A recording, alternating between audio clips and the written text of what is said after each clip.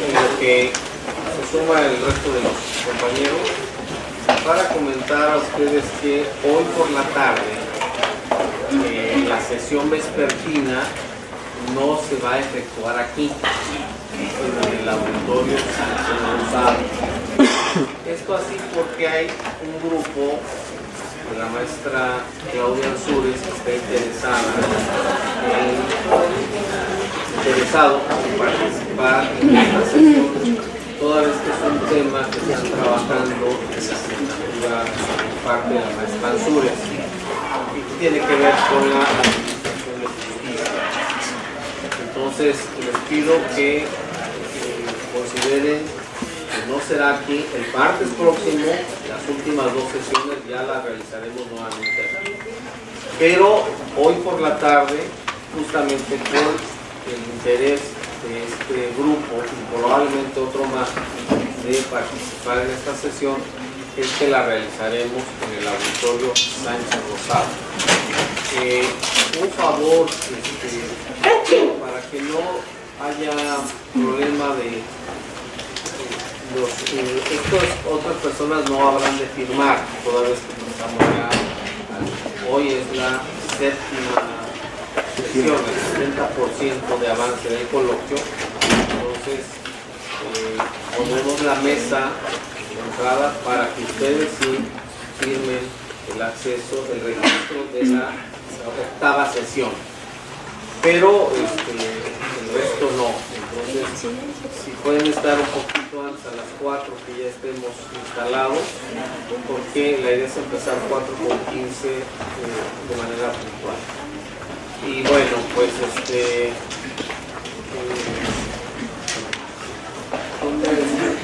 faltan muchos todavía, porque podemos ingresar para dar inicio a la sesión, porque bueno, pues tengo algo que plantearles. Pero eso lo va a hacer Katia. Entonces, Katia, tiene usted la palabra.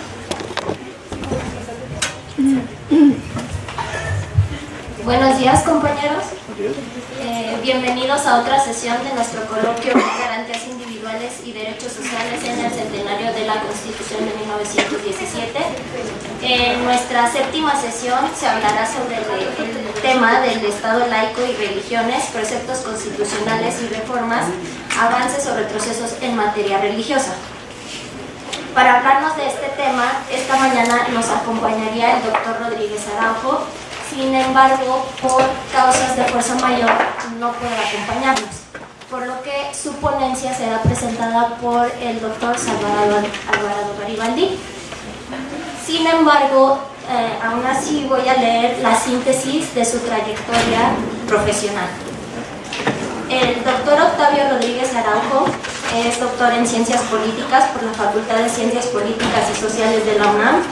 Dentro de sus premios y distinciones destacan el Premio Docencia Universitaria otorgados por la UNAM. Es profesor emérito de la Facultad de Ciencias Políticas y Sociales y Premio Universidad Nacional en Docencia en Ciencias Sociales. Le distingue una larga y fecunda trayectoria de 50 años de antigüedad en la UNAM, que ha sido altamente significativa en la docencia y en la formación de recursos humanos. Es miembro regular de la Academia Mexicana de Ciencias, es fundador del Colegio Nacional de Ciencia Política y Administración Pública y es miembro honorario de la Sociedad Mexicana de Estudios Electorales. Pertenece al Sistema Nacional de Investigadores con nivel 3, lo que simboliza la más alta distinción por la calidad y prestigio de sus contribuciones científicas. Su actividad académica la comparte con el periodismo como articulista de varios diarios y revistas. Es fundador y colaborador semanal del periódico La Jornada y es director de 37 tesis de licenciatura y posgrado. Ha impartido más de 140 cursos en la UNAM y otras universidades del país y el extranjero, con un sinnúmero de conferencias en diversas instituciones nacionales y extranjeras. Ha participado con capítulos y prólogos en más de 30 obras colectivas. Es autor de alrededor de 2.000 artículos periodísticos y de una veintena de libros, algunos traducidos a otros idiomas.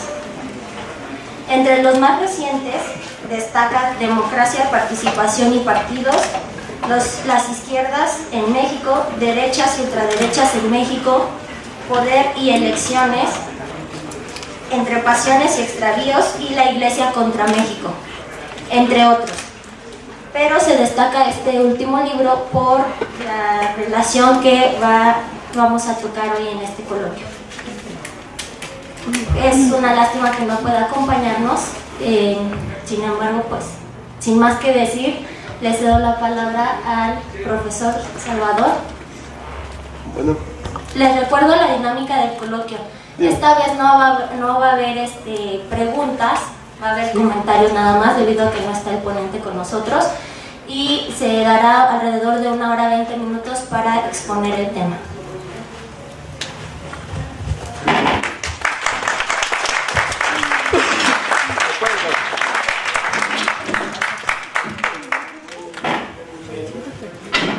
Créeme que Tapia, que comparto el desagrado por la ausencia del doctor Octavio Rodríguez Adame. Esa cara, esa mirada, sé que no reúne los requisitos como para ocupar el lugar del buen amigo y maestro muy querido Octavio Rodríguez Adame. Yo quiero decirles que me une una relación de muchos años con el doctor. No solo ha sido mi maestro, sino ha sido un referente a quien he seguido durante muchos años a través de sus libros y de sus comentarios y consejos. Es una persona a la que le tengo un afecto entrañable y un gran reconocimiento y agradecimiento.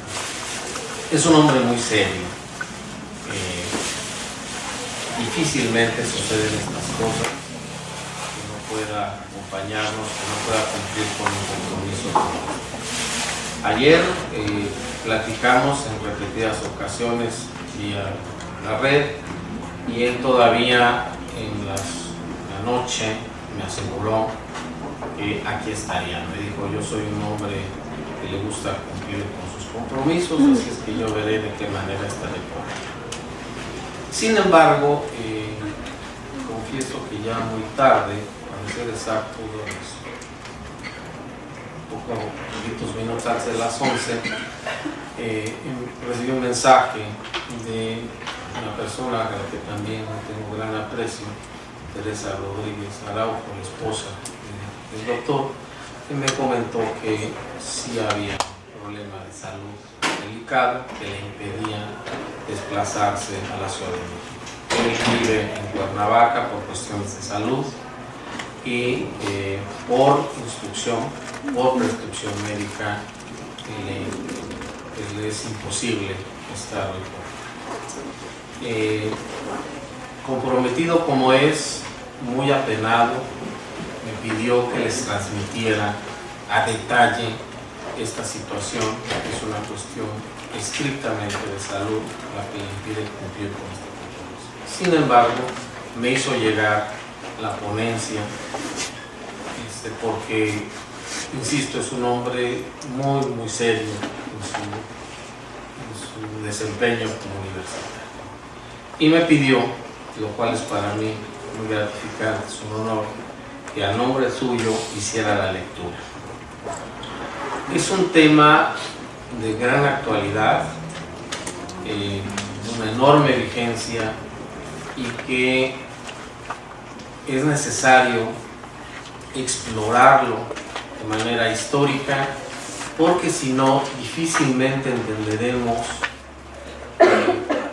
el papel que en los tiempos actuales está jugando la Iglesia Católica. La presencia que hoy tiene, la injerencia que tiene en asuntos públicos, pues, ha permitido nada más y nada menos que echar por tierra iniciativas del Ejecutivo, ¿no?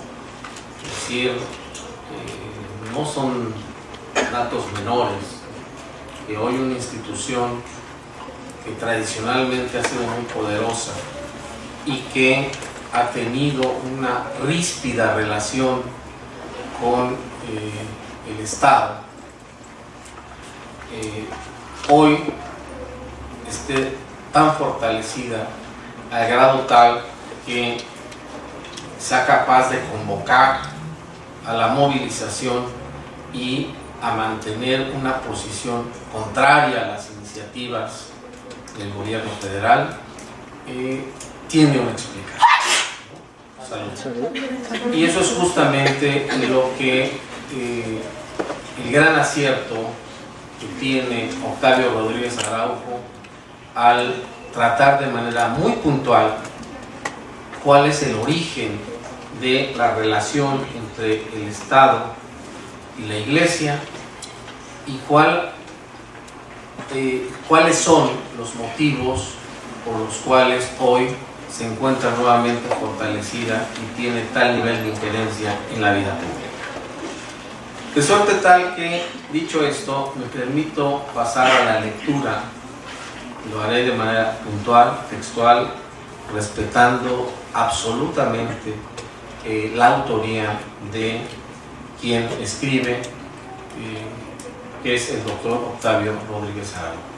Les reitero, fue muy puntual al pedirme que les hiciera manifiesta pues su preocupación y que lamentaba mucho no poder compartir este espacio. Bueno, pues paso pues entonces a la lectura. El título: Estado laico y religiones, preceptos constitucionales y reformas, avances o retrocesos en materia religiosa. La intromisión de la Iglesia Católica, más que de otras religiones, comenzó en nuestro país con la conquista. Pero a raíz de la separación entre el Estado y la Iglesia, la lucha de esta contra el laicismo fue más enérgica, constante y agresiva. Esa lucha de las instituciones religiosas se tiñó de una cierta dosis de antisocialismo que, habiendo sido antigua, se habría de expresar sobre todo a raíz del gobierno de Lázaro Cárdenas y durante la llamada Guerra Fría del siglo XX. Muy en consonancia con las posiciones oficiales de Estados Unidos y de los conservadores mexicanos dentro y fuera del gobierno. Podría decirse, sin metáforas de ninguna especie, que en tanto el comunismo fuera un enemigo a vencer por las fuerzas capitalistas más conservadoras del denominado mundo occidental, el antilaicismo católico fue puesto de lado para enfocarse al anticomunismo. Parecía una tregua de la Iglesia con los gobiernos mexicanos, pero no lo era más bien un problema de acento, de enfoque y de coincidencia con dichos gobiernos ante un enemigo común, el socialismo en todas sus expresiones. Cuando este dejó de ser una referencia, incluso teórica para mucha gente, la Iglesia retomó su antilaicismo tradicional y en este camino, por tratar de regresarle a la religión su carácter estatal y único, no ha perdido el paso. Si por la Iglesia fuera, el Estado mexicano sería católico, como islámico es, por ejemplo, en Irán. Es preciso recordar que el México independiente no nació con un Estado laico, sino todo lo contrario. Los promotores de la independencia, después de los fusilamientos de Hidalgo, Allende, Aldama y Jiménez, entre ellos López Rayón y José María Morelos, aceptaron como religión oficial al catolicismo, como si todavía entonces viviéramos bajo la corona de España. De hecho, López Rayón, incluso antes de que fuera promulgada la Constitución de la Monarquía Española, en Cádiz 1812, ya había señalado en sus elementos constitucionales de 1811 que la religión católica sería la única sin tolerancia de otra. La Constitución de Cádiz estableció lo mismo para la nación española, que incluía a sus colonias en otros continentes y señalaba que la religión de toda la nación es y será perpetuamente católica, apostólica, romana, única y verdadera. Artículo 12. Para Morelos, en sus sentimientos de la nación, las cosas no fueron diferentes.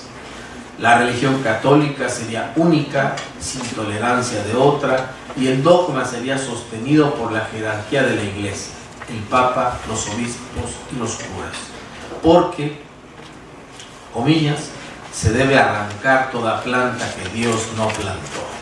Cierran comillas. El Plan de Iguala de Agustín de Iturbide, 1821, decía lo mismo y fue repetido por las bases constitucionales del Segundo Congreso Mexicano, 1822, por el Imperio Mexicano y por el artículo 4 del Acta Constitutiva de la Federación Mexicana de 1824. Retomado en el artículo 3 de la Constitución Federal de los Estados Unidos Mexicanos de 1824 y así sucesivamente hasta 1856, cuando comenzaron a introducirse algunos matices que cristalizaron en las leyes de reforma, concretamente en la Ley sobre Libertad de Cultos de 1860.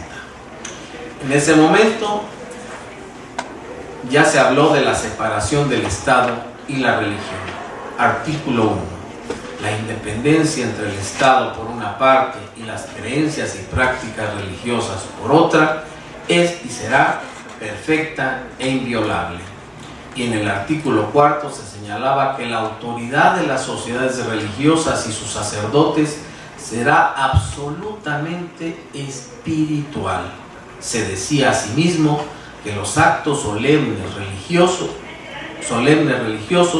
no podían verificarse fuera de los templos sin permiso escrito de la autoridad local. Artículo 11. Por Maximiliano, 1865, se dijo que se protegería la religión católica, apostólica romana como religión de Estado, pero que se tolerarían otros cultos aprobados por el gobierno. Con la Constitución de 1857, el texto liberal, en su sentido tradicional, fueron adoptados algunos artículos que contrariaban a la Iglesia y a los grupos conservadores identificados con ella.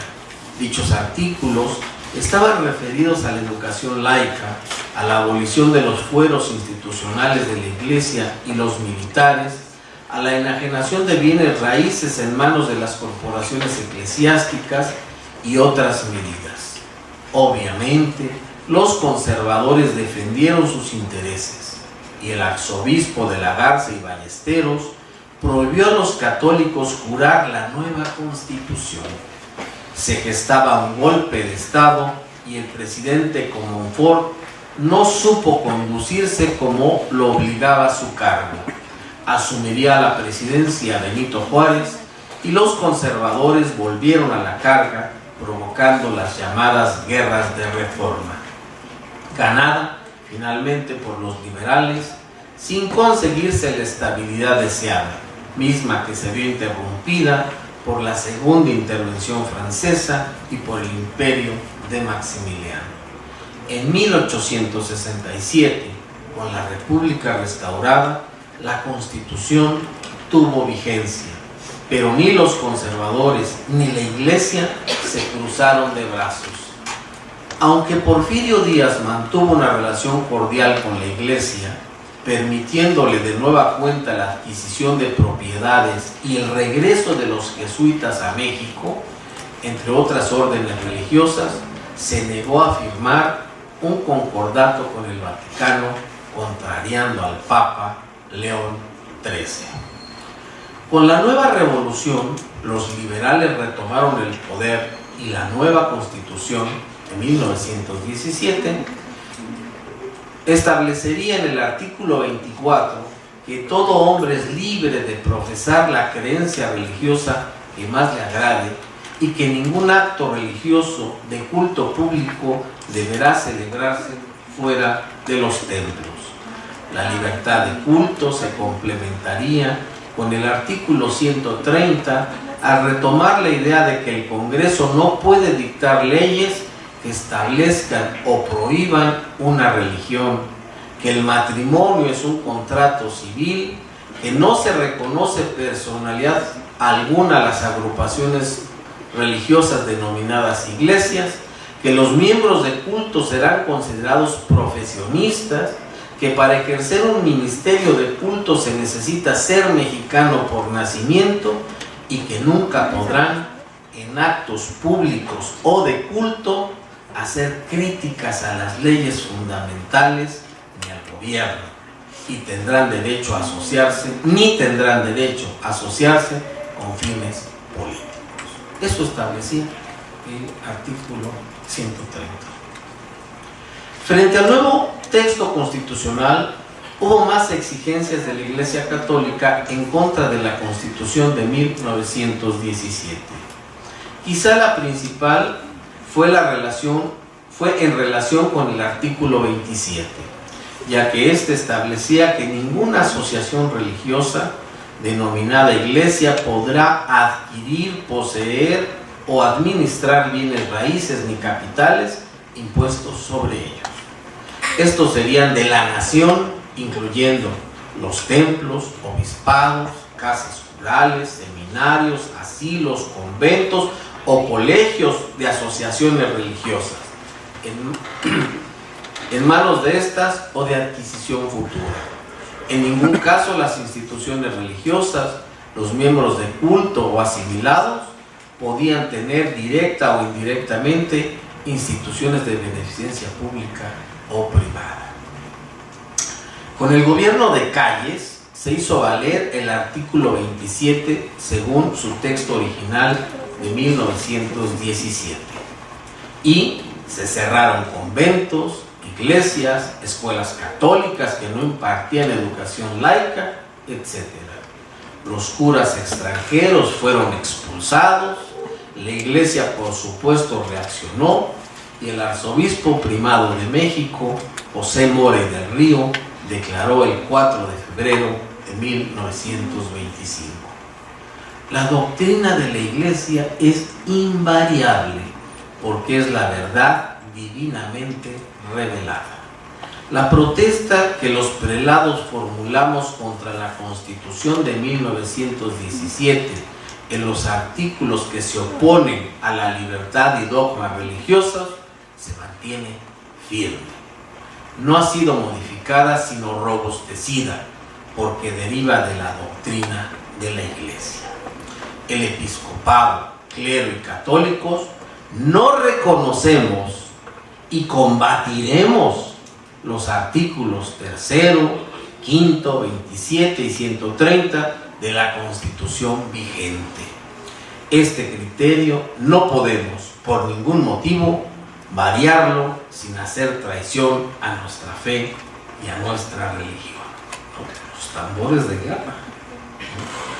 En consecuencia, el 14 de marzo de 1925 se creó la Liga Nacional para la Defensa de la Libertad Religiosa. Detrás de ella lucharían los Caballeros de Colón, sus fundadores, la Unión Nacional de Damas Católicas Mexicanas, la Asociación Nacional de Padres de Familia y la Asociación Católica de la Juventud Mexicana, ACJM. En junio de 1926, Calles decretó reformas al Código Penal que fueron denominadas Ley Calles y que entrarían en vigor el 31 de julio. En respuesta, el 1 de agosto, el episcopado mexicano resolvió suspender el culto público en todo el país para alebrestar al pueblo católico contra el gobierno.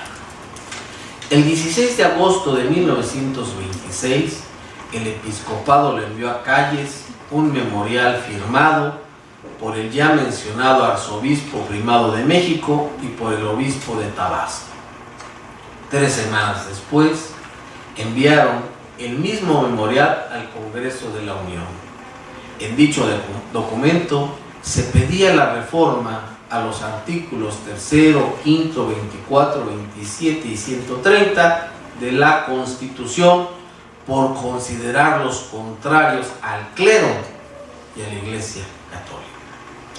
El 18 de noviembre, el Papa Pío XI proclamó la encíclica Iniquis Afflictisque,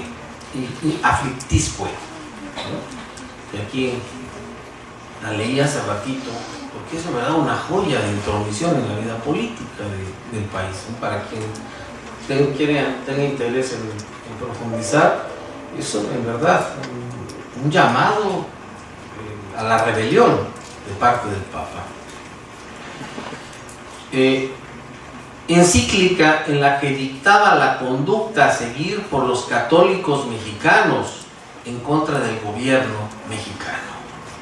En esta encíclica se llamaba elípticamente, como suelen escribirse las encíclicas, a luchar y a morir por la santísima libertad de la fe. Atacada por los gobernantes de la República Mexicana que, por su despiadado odio contra la religión, ha continuado urgiendo sus malas leyes con más acritud y fiereza. Esa parte es entrecomillada, propia de la encíclica. El desenlace de dichas exigencias eclesiásticas fue la cruenta guerra de 1926 a 1929. La cristiada, como fue llamada la guerra cristera, fue para los católicos del centro del país su revolución, además de su base ideológica.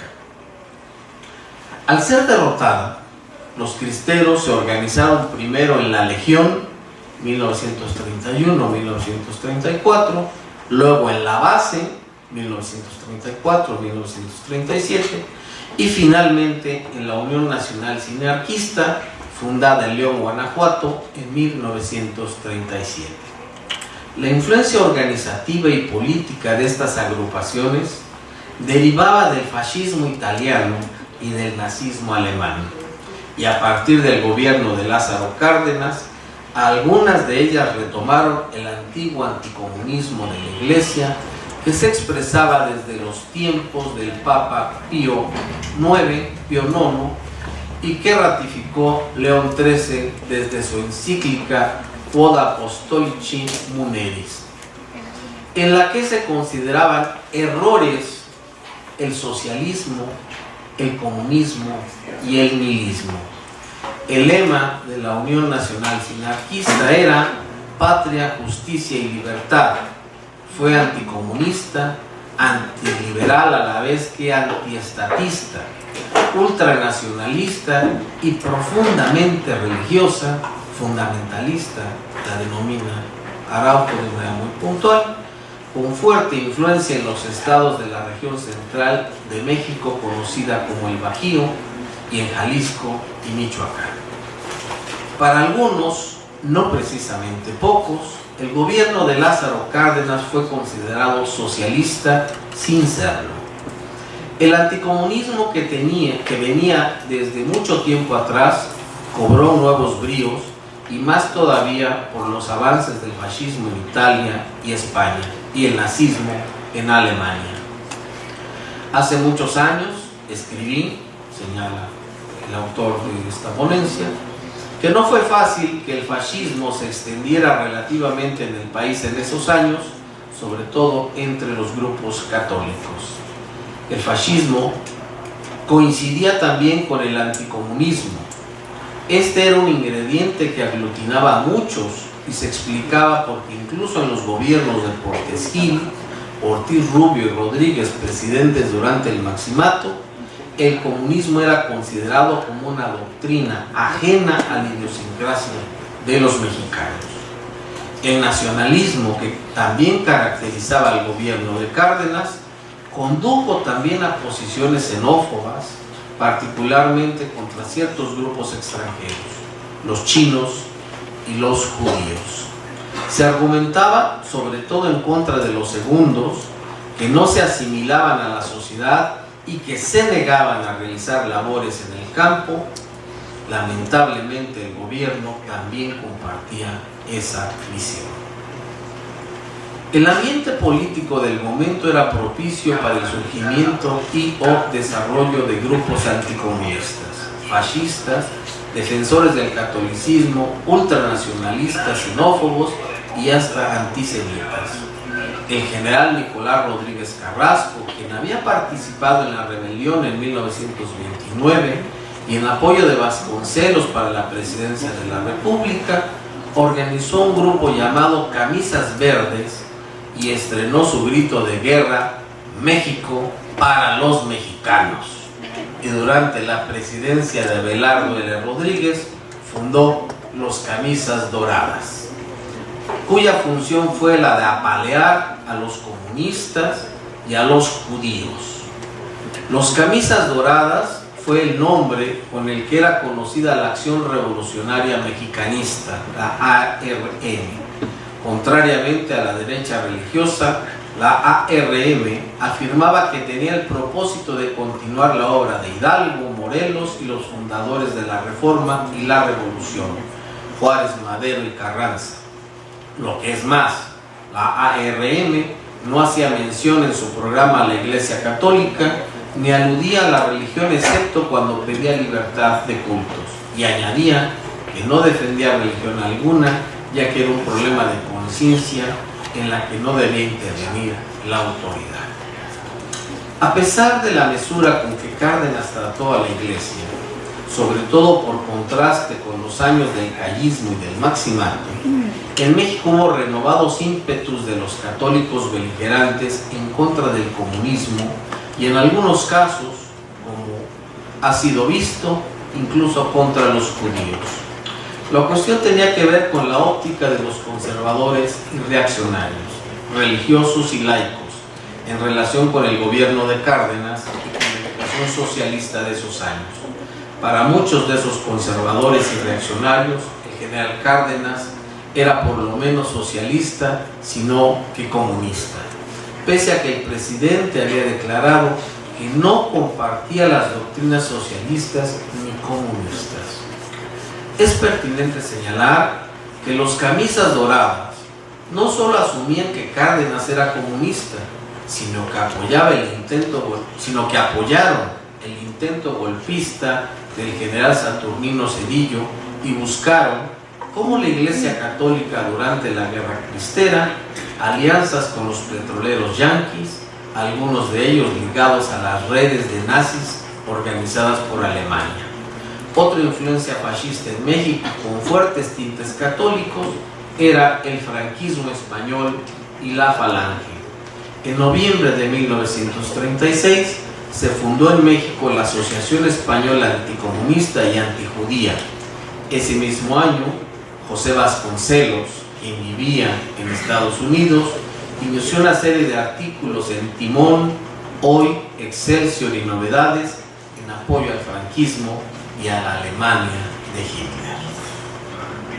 Un personaje muy singular, José Vasconcelos. A diferencia del Partido Acción Nacional, el PAN, fundado en 1939, con algunos principios tomados de la doctrina social de la Iglesia Católica, la Unión Nacional Sinarquista se organizó como un movimiento que en sus primeros momentos rechazaba la participación electoral y la forma partido en su organización. Tuvo vínculos con los Camisas Doradas y con el fascismo europeo y estadounidense. Al fracasar el intento golpista de Cedillo, la Unión Nacional Sinarquista adoptó una línea cercana a la acción legal, sin abandonar sus nexos clandestinos con agentes nazis en México y en los Estados Unidos. La política popular y nacionalista de Cárdenas sumó enemigos. A pesar de sus intentos conciliadores con la Iglesia Católica y con ciertos grupos empresariales. Al margen de la jerarquía católica y de muchos de sus militantes, surgieron también grupos callistas resentidos por el trato que les había dado el general Cárdenas, la expulsión de Calles, los cambios en el gabinete de su gobierno, etc.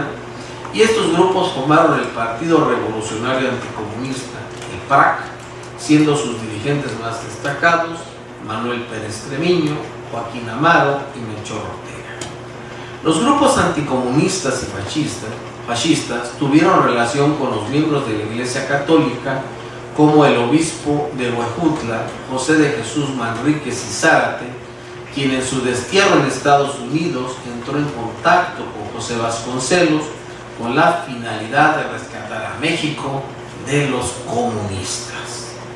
Ante la educación socialista, el 12 de enero de 1936 se distribuyó una carta pastoral en la que se afirmaba que ningún católico podía ser socialista ni aprender o enseñar el socialismo. La Iglesia no quitaba el dedo del renglón.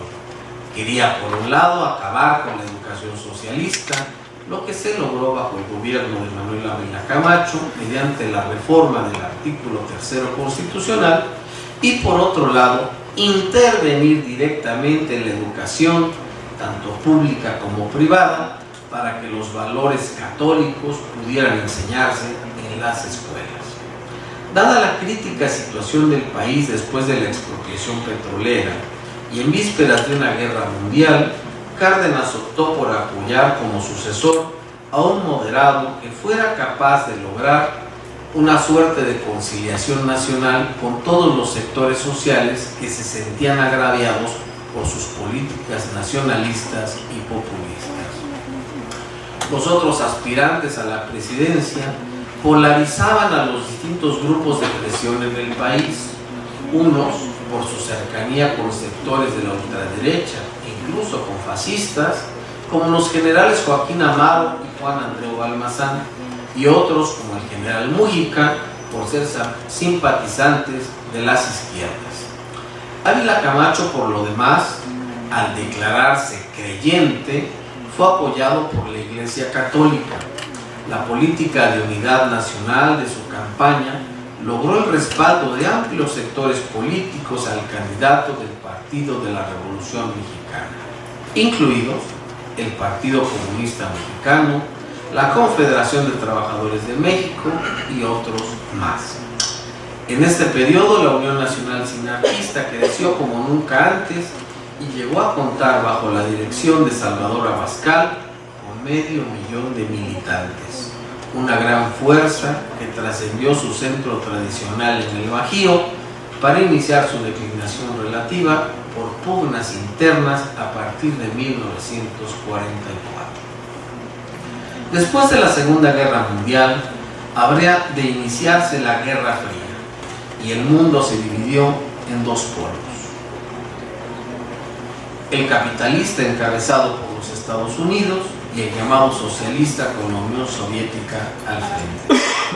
El intervencionismo de Estados Unidos, tanto en Europa como en América Latina, se incrementó.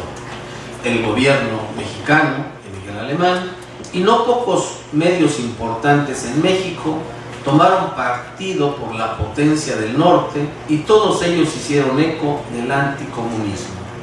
La Iglesia Católica encontró en la situación una vertiente propicia para revivir sus posiciones procapitalistas y aprovechó la doctrina de la mexicanidad del Partido Revolucionario Institucional, que postulaba la eliminación de las izquierdas en todo el país para establecer una ecuación que le resultaba muy conveniente: mexicanidad igual a catolicismo. Por lo que atacar al catolicismo era atacar a la mexicanidad y por lo tanto sinónimo de traición a la patria, como bien lo interpretaba la especialista Marta Pacheco. Contaron con el apoyo de Excelsior, El Universal, Novedades y otros periódicos de la cadena García Balseca, Los Soles, en todas las entidades de la República, además de las radiodifusoras más poderosas del país, la XCW y la XCQ, que durante la guerra hicieron propaganda en favor de los nazis y en contra del comunismo. En medio de este anticomunismo generalizado que incluía al PRI y al Partido Acción Nacional, la ultraderecha también intentó participar electoralmente, primero con el Partido Fuerza Popular, 1946, y luego con el Nacionalista de México, 1951, ambos derivados de la Unión Nacional Sinarquista. La UNAM y otros centros de educación superior no fueron impermeables al anticomunismo militante. La Corporación de Estudiantes Mexicanos, la CEM, fundada por el jesuita David Mayagoitia, llamado el apóstol universitario por sus seguidores, se infiltró no solo en algunas facultades de la UNAM, sino que ganó la presidencia de la Federación Estudiantil Universitaria, la famosa FEU. La idea de la CEM, la Corporación de Estudiantes Mexicanos, era preparar líderes estudiantiles que transformaran las universidades en centros de irradiación del espíritu cristiano. En 1950, Mayagoitia creó la revista Corporación, que fue sustituida en 1967 por Rumbo y sentó las bases para la fundación de la Universidad Iberoamericana en 1953, la Ibero. Año en que se llevó a cabo el primer Congreso de Cultura Católica organizado por la corporación. La beligerancia de la Iglesia Católica alcanzó también a las organizaciones de padres de familia de larga historia, como el Movimiento Familiar Cristiano y la Unión Nacional de Padres de Familia. El Movimiento Familiar Cristiano fue parte muy activa de las campañas contra el comunismo y en contra del libro de texto gratuito durante el gobierno de López Mateos. Si bien la Revolución Cubana dio nuevos bríos a las izquierdas, entonces muy debilitadas en México, reactivó también a las derechas y ultraderechas. La Iglesia Católica encontró en la coyuntura una nueva oportunidad para intervenir directamente por la vía del influyente Secretariado Social Mexicano. Fue entonces cuando surgió la campaña con la consigna "Cristianismo sí, comunismo no", que encabezaría, entre otros, el inefable José Álvarez y Casa. El anticomunismo tenía voceros y luchadores en la Iglesia Católica, entre los empresarios, sobre todo de Monterrey, Puebla y Guadalajara, en las centrales obreras, principalmente la Confederación de Trabajadores de México, la CTM, entre las diversas asociaciones de católicos seglares, entre los estudiantes y desde luego en el gobierno. Estos más discretos que los anteriores, pues en general hablaban de conspiraciones para quebrantar el orden en favor de un país extraño, en obvia referencia a la Unión Soviética. En esos años se fundó el Yunque, 1955, en contra del comunismo, la masonería y los judíos, y en defensa de la religión católica, en donde varios años después, como consecuencia del enfrentamiento de la ultraderecha con la izquierda, se fundaría la Universidad Popular Autónoma del Estado de Puebla, por el apoyo del gobernador interino Gonzalo Bautista O'Farrill, gran animador de los grupos anticomunistas más extremistas de la entidad, Puebla, y quien girara orden de aprehensión contra el rector de la Universidad Estatal y sus principales colaboradores. Ahí se fundó también el Frente Universitario Anticomunista, bajo el ala protectora del arzobispo Octaviano Márquez y Toriz, de quien se dijo, cuando falleció, con él terminaba el conflicto entre la izquierda y la derecha en Puebla. Interesa hacer notar que en esos años los grupos católicos anticomunistas decían que la pornografía, la homosexualidad, la drogadicción y las familias disfuncionales eran consecuencia del comunismo, que corrompía las conciencias de la juventud. Ahora se dice que tales perversiones, comillas, son consecuencia de la permisividad de los gobiernos laicos, pues el anticomunismo ya no es bandera de nadie. En paralelo surgió una organización fascista católica, todavía más a la derecha de estas últimas, de mayor beligerancia y que era parte del Yunque, el Muro, el movimiento universitario de renovadora orientación, surgido en 1962 y anticastrista como pocos, pronunciamiento en contra de la Revolución Cubana y de lo que significaba esta. Entre los dirigentes estudiantiles del Muro destacaban dos: Víctor Manuel Sánchez Steinpreis, actualmente profesor de la reaccionaria Universidad Popular Autónoma del Estado de Puebla, y Fernando Baños Urquijo, hermano de Emilio Baños Urquijo, ya fallecido, quien fuera suegro de César Nava, uno de los recientes presidentes del PAN, esposo de Cecilia Romero y beneficiario de Felipe Calderón cuando fungió como director en Banobras. Cecilia Romero, quien fuera obligada a renunciar del Instituto Nacional de Migración el 14 de septiembre de 1910, es cuñada de Luis Felipe Bravomena, quien fungiera como secretario particular de Calderón. Todos ellos eran parte del Yunque. El Muro, pese a su beligerancia favorecida por Díaz Ordaz, comenzó a menguar su fuerza durante el gobierno de Echeverría, primero por sus manifestaciones en apoyo de Pinochet y luego por su participación con otras organizaciones católicas en el Pacto de los Remedios en 1975. Aún así, muchos empresarios, grandes y medianos, a través del Opus Dei, de la Legión de Cristo, de los Caballeros de Colón, de los Cursillos de Cristiandad, los de Colores, los clubes de leones y rotarios y de muchas más agrupaciones fieles a la Iglesia Católica, tuvieron enfrentamientos con estos gobiernos, especialmente con el de Echeverría durante 70 y 76. El gobierno de Echeverría, fue calificado absurdamente de comunista por su apoyo a Salvador Allende como presidente de Chile, por haber establecido relaciones diplomáticas con la República Popular China y por haber estrechado relaciones con Cuba. López Portillo, en cambio, aunque invitó a Fidel Castro a México en la reunión de Cozumel en mayo de 1979, desarmó previamente a la Iglesia Católica con la visita de Juan Pablo II al país 2 meses antes y hasta hizo posible que el pontífice oficiara misa en la residencia oficial, violando el laicismo del Estado mexicano. Le llevó al Papa una misa privada para su mamacita.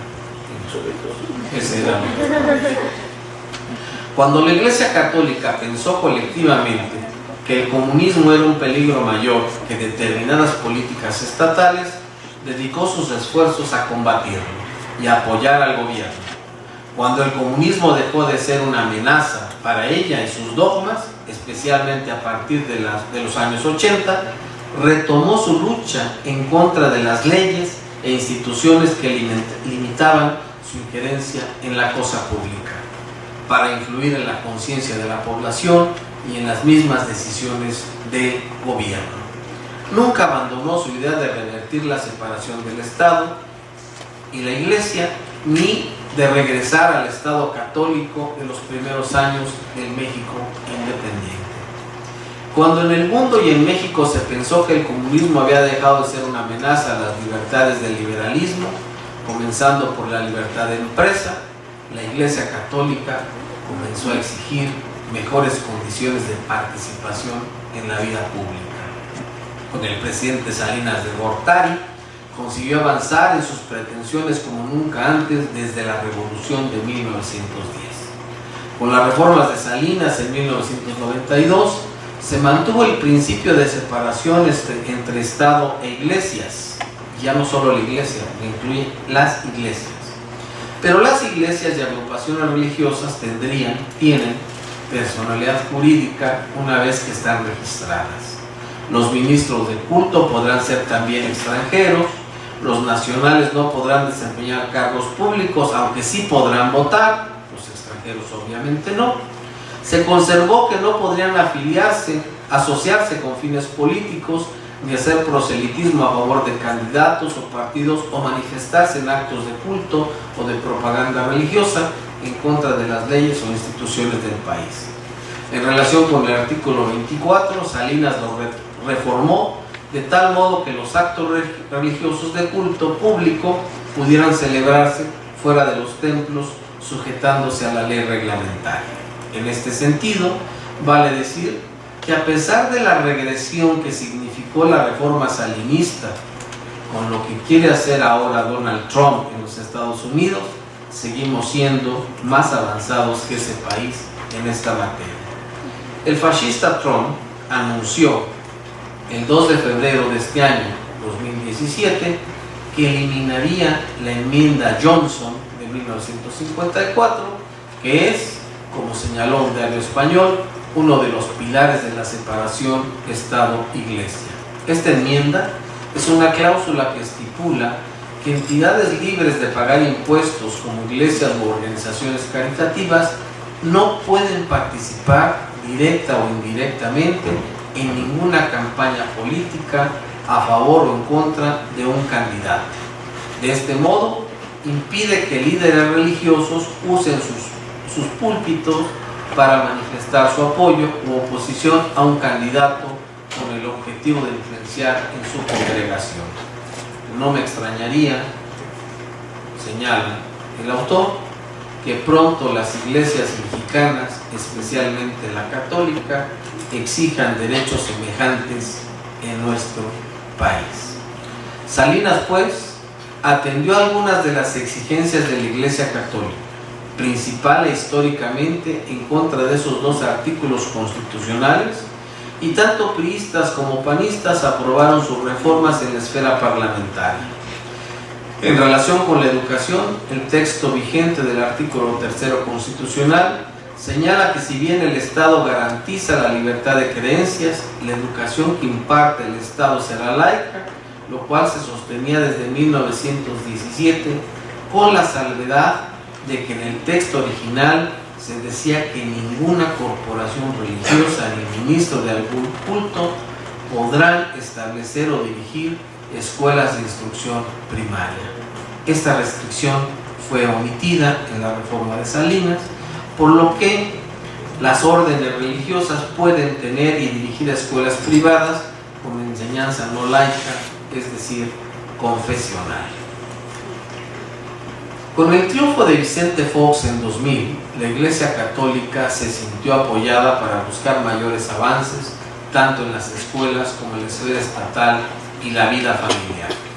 La base reciente del antilaicismo de la Iglesia Católica la dio Norberto Rivera, en cuyo nombre se dijo en 2010, sí, abro comillas para cita textual.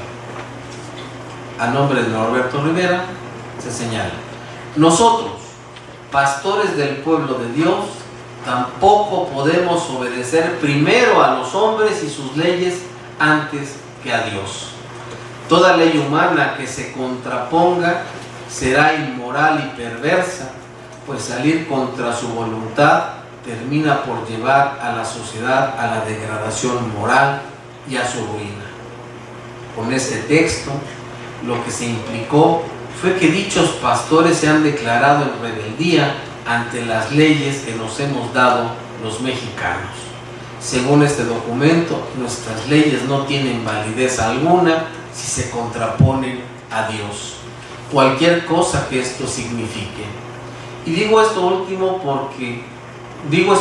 no por falta de respeto a quienes son religiosos, sino porque la voluntad de Dios, si acaso existe, depende de quienes dicen conocerla y que se consideran sus representantes y voceros, nada más porque sí, porque ellos se asumen como tales sin sentirse obligados a demostrarlo.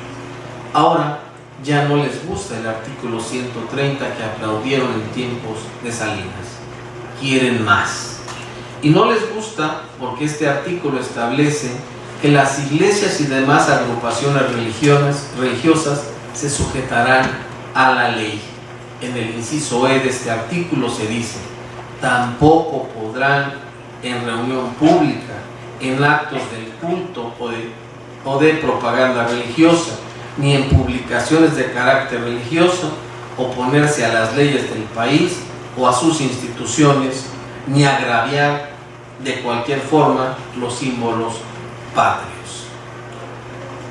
Lo que quisiera la Iglesia, y en esto no ha quitado el dedo del renglón, es subordinar la constitución política de los Estados Unidos mexicanos a los textos que la primera considera sagrados, darle fin a la separación Estado-Iglesia, convertir su credo en religión de Estado y contravenir todo aquel postulado que vaya en contra de sus valores, es decir, regresar el reloj de la historia a la primera mitad del siglo XIX y terminar de una vez por todas con el laicismo débilmente defendido por los gobiernos de la República en la actualidad.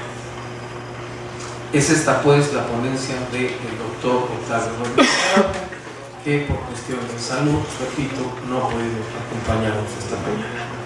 Muchísimas gracias por su atención.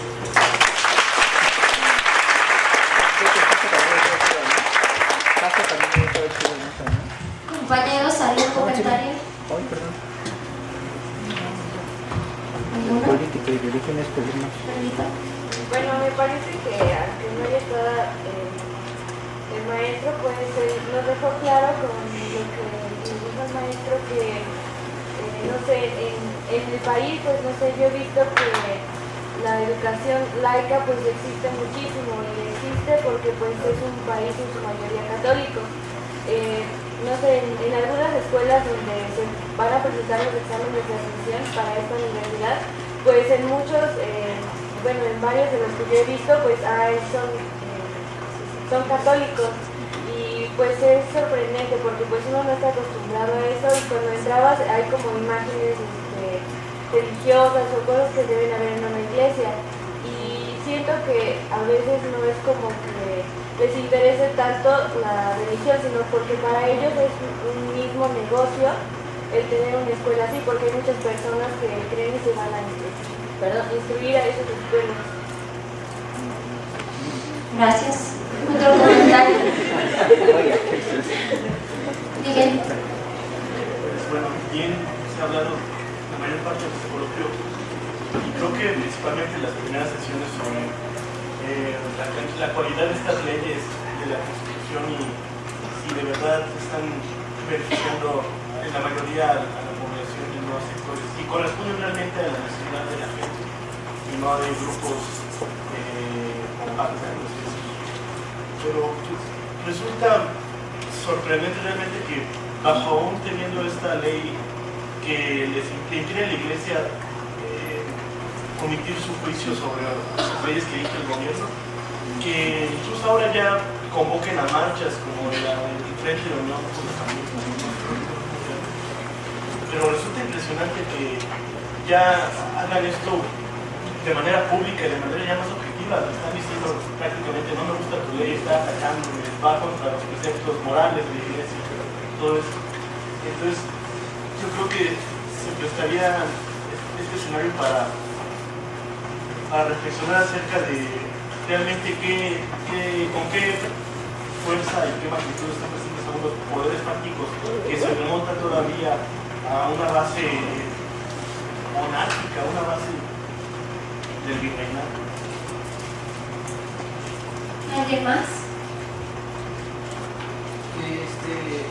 Bueno, como hemos visto, el poder hegemónico que ejerce la Iglesia en nuestro país es inminente e inherente, y a pesar de las leyes que tenemos y que la Iglesia no debería meterse o no puede meterse legalmente en las decisiones del gobierno, está demostrado que si algo le molesta o se sienten agredidos de alguna forma, pueden convocar y pueden alterar la estructura social. Entonces, aquí siento que hay que marcar dos vertientes. Una, por un lado, el Estado puede marcar su pauta y tirar a la basura a la Iglesia de alguna manera, pero con el riesgo de que pueda haber un movimiento social en su contra, porque las personas por fe pueden traicionar los símbolos patrios, pueden traicionar todo porque Dios es más alto. Y por otra, yo he visto que esos valores que estaban interiorizados de la Iglesia se han ido perdiendo poco a poco. Ya la gente no da la vida tal vez por la religión o por la Iglesia, entonces tendríamos que hacer un análisis y una reflexión sobre qué tanto poder hegemónico sigue teniendo la Iglesia y si este poder va a bajar o en su defecto se va a mantener o va a volver a resurgir y va a tener más injerencia en nuestras leyes. ¿Alguien más?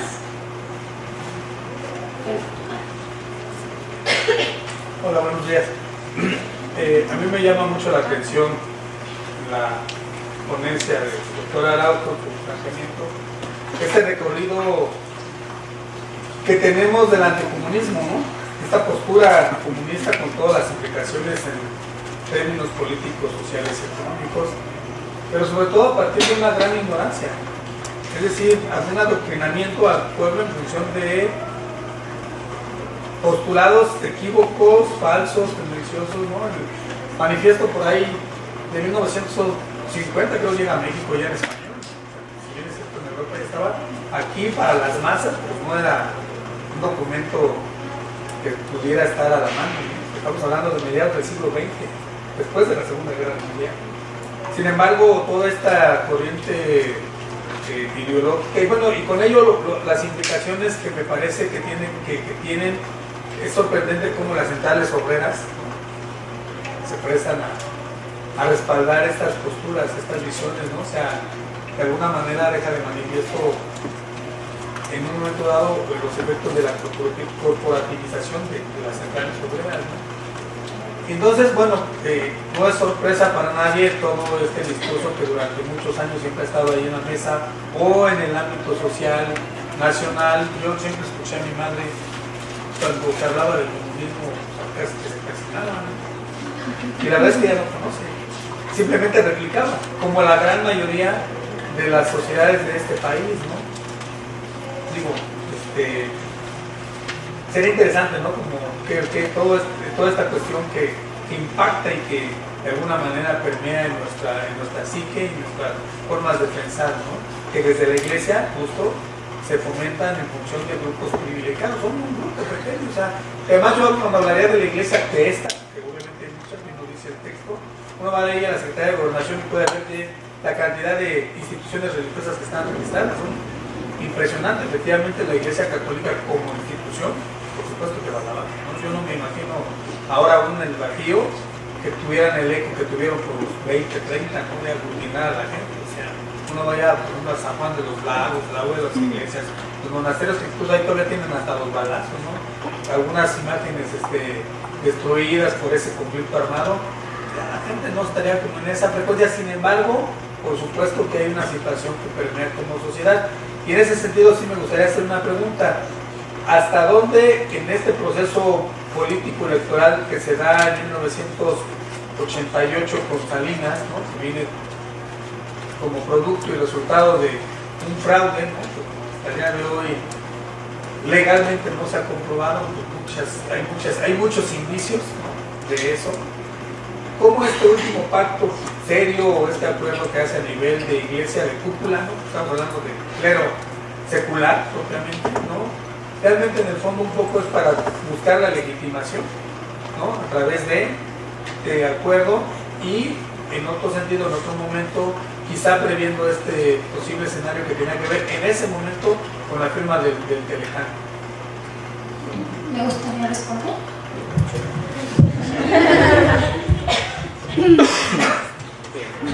Primero, lo que quiero señalar es que respondo estrictamente a título personal, es decir, lo que he leído es la opinión de un experto en el tema, el doctor Octavio Rodríguez Araujo, y que primero quiero comentar que me parece un texto muy completo, que hace un recorrido histórico y que pone especial acento en esta relación ríspida que nos permite comprender la dificultad que ha enfrentado el país para construir el laicismo. Con relación a lo señalado aquí, en el caso particular del presidente Salinas, sí coincido que hay una estrategia política que tiene que ver justamente con la necesidad de construir un marco de legitimación ante una elección terriblemente cuestionada, ¿no? Es aquella elección en la que se cae el sistema se cayó en un doble sentido, se cayó griega problema técnico, se cayó con doble L, de que lo silenciaron, ¿no? Ante el flujo de los votos que demostraba la posibilidad, para no dar aseveraciones, la posibilidad de que la presidencia la perdiera el Partido Nacional. Hoy ya no lo vamos a saber, curiosamente las boletas se quemaron, ¿no? Ya es imposible, pero efectivamente hay ciertos indicios de que así fue. Ahora, yo coincido con lo que decía el profesor Santana, solo agregaría que en realidad la gran disputa por la nación, que además es el título de un libro de lectura obligada de Orlando Cordero y Carlos Tello, la disputa por la nación se da al inicio del sexenio anterior. Es decir, Salinas ya es una figura estelar desde 1982 y en 88, bueno, es justamente ya el eje articulador del proceso de reformas que experimenta el país de manera abierta y muy espectacular. Pero las reformas empiezan realmente durante el sexenio de Miguel de la Madrid, y recuerdo bien las caricaturas de Magú, por ejemplo.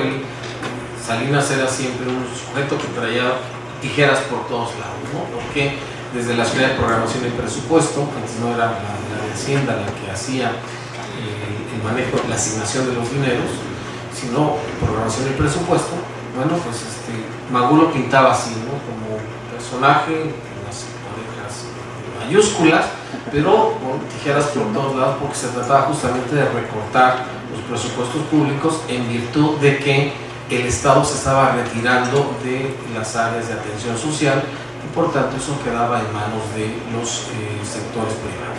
Entonces ya hay una enorme discusión de reestructuración nacional, primero en el seno del partido, a principios de los 80, en donde dos grandes corrientes se enfrentan, la corriente de izquierda, nacionalista, que encabeza Cuauhtémoc, Porfirio Muñoz Ledo, González Pedrero, González Guevara, y después se van a sumar Andrés Manuel, una tercera generación, una cuarta, ¿no? Manuel Camacho, etc. Y del otro lado, bueno, pues ya está muy clarito este grupo de los egresados de las universidades norteamericanas. De la Madrid ya es uno de ellos, de sus Chicago Boys, pero todo este grupo que está alrededor de Salinas, estoy hablando de Pedro Aspe-Armella, el actual cerebro de las finanzas nacionales, si bien Meade y Videgaray, pues son dos alumnos más destacados de él, aquí del ITAM. Bueno, está Pedro Aspe, está Luis Donaldo, está Cedillo, todos ellos que vienen de las universidades norteamericanas, encabezados justamente por Carlos Salinas. El proceso de transformación nacional se da justamente al principio de los años 80, porque ese va a ser el punto de quiebra, el abandono del proyecto de la Revolución Mexicana. Es decir, cae en un profundo descrédito y viene toda esta justificación de la necesidad de abrirnos al mundo y de transformar esta nación que había permanecido cerrada con los mecanismos de protección, quedar abierta ya a la competencia del mercado mundial, incorporado pues. Entonces, esta gran discusión se da en este momento, y desde esos años hay una especie de pacto ya, de un acercamiento con los sectores más conservadores, incluida la Iglesia, ¿no? Porque ven una posibilidad justamente de repunte para exigir una mayor cantidad de privilegios o la restitución de los fueros que fueron minados durante muchos años de confrontación con el Estado mexicano.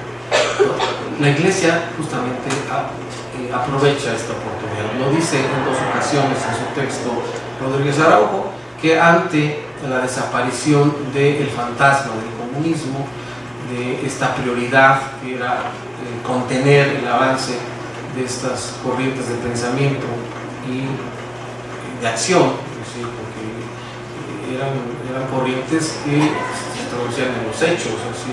en la movilización, algunas incluso en la lucha clandestina. Recordemos que los 70s, principios de los 80s están permeados por una serie de insurrecciones, tanto en el campo como en las zonas urbanas, al día como es el 3 de septiembre, el último año de Echeverría, la muerte de Eugenio Barzazada, el máximo representante del Grupo Monterrey. O sea, hay un escenario muy conflictivo, y en ese marco justamente la Iglesia, que había permanecido agazapada, da un paso al frente y va a intentar retomar su papel protagónico, ya no en la lucha contra el comunismo, que es un enemigo derrotado a raíz justamente de los cambios que están dando a nivel mundial, la caída del muro, la desaparición de la Unión Soviética, la pérdida de la amenaza ya del mundo bipolar, de la Guerra Fría, ¿no? El fin de la historia de Fukuyama. Entonces, en ese escenario, pues, la Iglesia retoma sus viejas rivalidades, ¿no? Es decir, el objeto de la tensión que va a replantearse su lucha será en contra del Estado laico y en búsqueda justamente de recuperar esos privilegios. Va a ser un extraordinario aliado de Salinas en el proceso de legitimación, por supuesto. Porque esos sectores van a encontrar en este escenario la posibilidad justamente de recuperar esos espacios de poder, espacios de protagonismo en la vida pública. Lo relaciono esto con lo que planteaba Perla de las instituciones de educación de carácter profesional. Yo tengo una experiencia particular, yo hice la maestría en la Universidad Iberoamericana y es raro una persona, digamos, yo estudié ciencias políticas, que es la antítesis justamente de esta sacralización del culto religioso, etc. Bueno, pues allí en la Ibero, en Santa Fe, hay una capilla, ¿no?, al interior de una iglesia. Entonces, es curiosísimo el asunto, no es obligatorio, pero es una locura que estás tomando clase y de repente escuchas que hay un llamado a misa. Es difícil, ¿no? Es indigestable. Y confieso que no tengo, ahora me da pena decir que soy egresado de la Iberoamericana, ¿no? Y en su momento lo manifesté públicamente a mis autoridades en ese entonces, porque yo estoy indignado, estoy enojado. Por eso ya el doctorado no quise hacerlo allí, no obstante que tiene un ofrecimiento de beca, etc. No quise, porque me indigna muchísimo el papel que juega una institución como esta que mencioné, ¿no? Al grado tal de que años después, el gobierno del presidente Vicente Fox, siendo presidente electo, él no estaba titulado, y estudió la licenciatura en administración en la Ibero, y resulta que se hace se monta ahí una comedia en la cual en un tiempo récord el presidente electo es titulado por la Universidad Iberoamericana con una tesis que deja mucho que desear, que no es otra cosa que su informe de gobierno de Guanajuato, y fue un escándalo en la institución porque uno de los sinodales no quería dar el voto, y fue una avalancha de presiones, una coacción, hasta que lo obligaron a darle el voto para que el presidente electo pudiese firmar como licenciado. Eso a mí me parece un hecho realmente reprobable, porque es otra vez este contubernio entre las instituciones que deberían mantener un espacio de dignidad y de decoro. Bueno, pues aquí se ve cómo se doblegan justamente ante el poder estas alianzas perversas que funcionan justamente en virtud de la legitimación de este proceso. Entonces, confieso que yo no tengo ya ninguna relación más con el Ibero, no pienso tenerla más, hasta que un día por lo menos reconozcan que obraron mal. No estoy inventando, esto está en un libro de Julio Scherer, La pareja presidencial, donde narra justamente este episodio tan lamentable en donde una institución educativa se pone al servicio del poder justamente, además por la presión de la Iglesia Católica, que juega un papel muy importante ahí, toda vez que la Ibero pertenece a una orden religiosa muy poderosa. Entonces, sin el concurso de la jerarquía católica es imposible entender cómo una institución de esa naturaleza se doblega y participa en esta comedia. Entonces,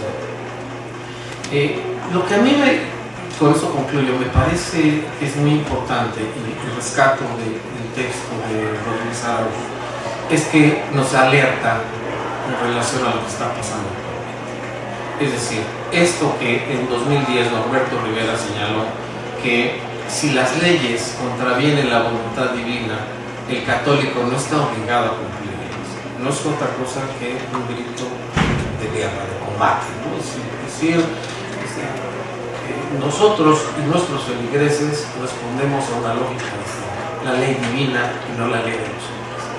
Y eso, si bien es cierto, coincido en que hay una disminución del fervor religioso, también es cierto que en momentos como los que vive el país, un gran desaliento para comunidades muy amplias, de condiciones muy adversas en términos de una vida cada vez más carenciada, por ahí se pueden filtrar ciertas actitudes beligerantes, ¿no? Entonces hay que ser muy cuidadosos, estar muy atentos,